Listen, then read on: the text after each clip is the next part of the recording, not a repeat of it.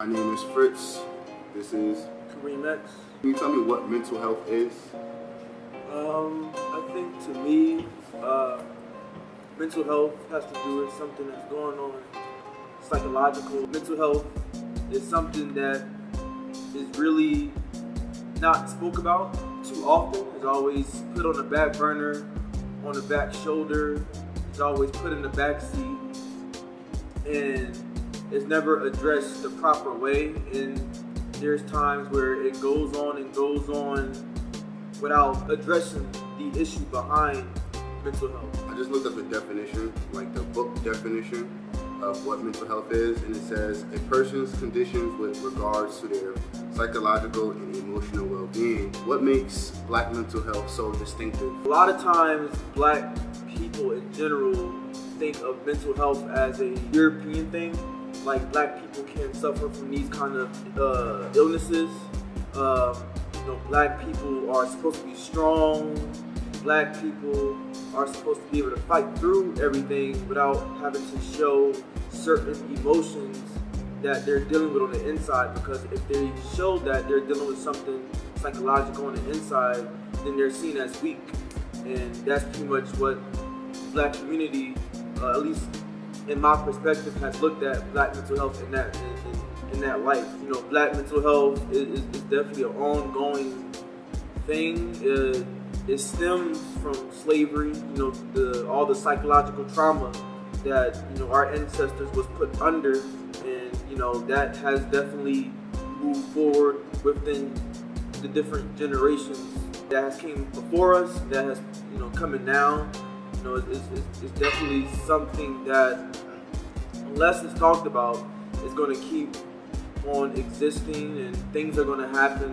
And then from there, a lot of people are going to, unfortunately, move on because it's not talked about, or nobody asked them about their mental health, or nobody took them serious enough, because, we always see it as, crazy white people, that type of sort of thing. So, Are urban environments set up for Black mental stress?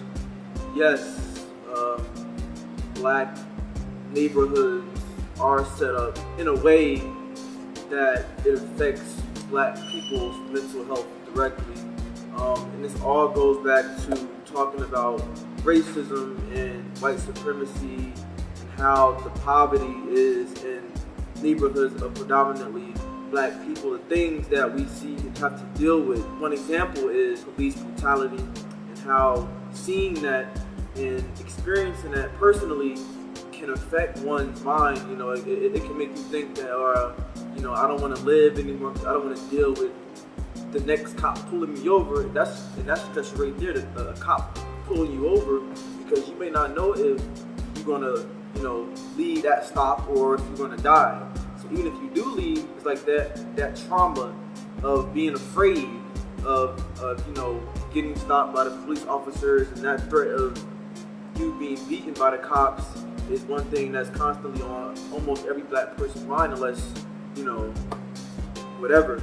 But that's one example. Another example is not being able to, find a job because you may have gotten in trouble with, the law.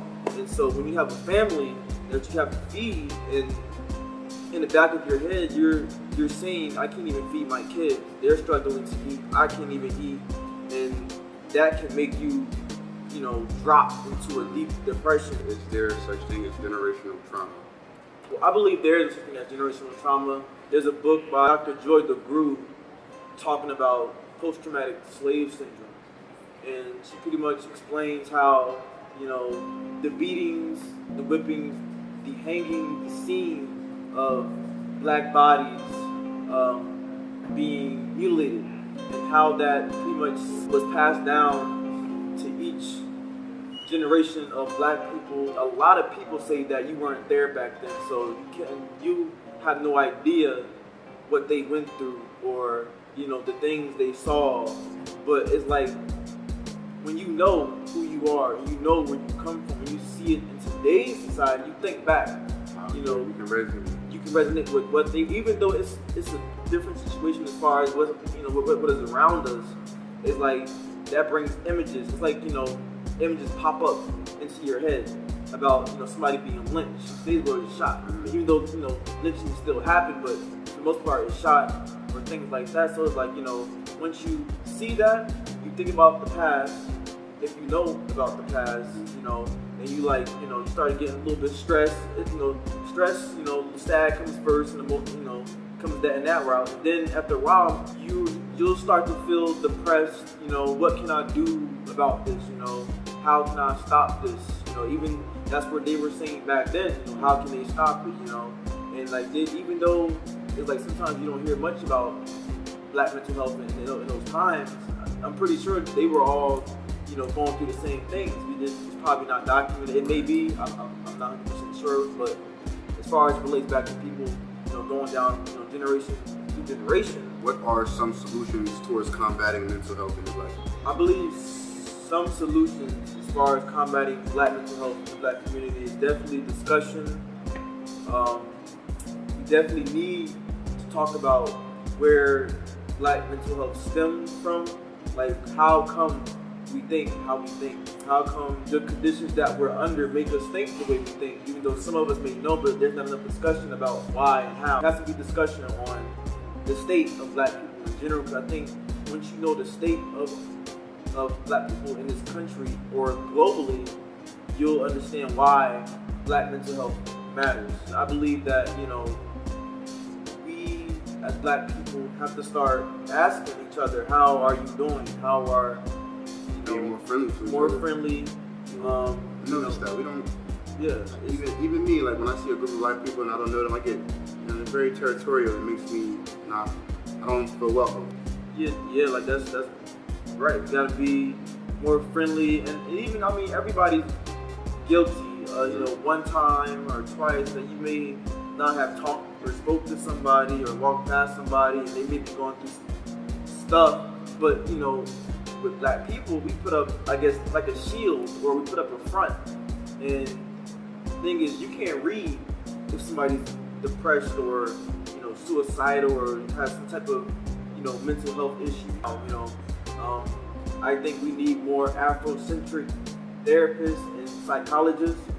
I feel that they would understand it more, being that they're coming from a different ideology. Or, because regular therapists is Eurocentric. Right. And thinking, and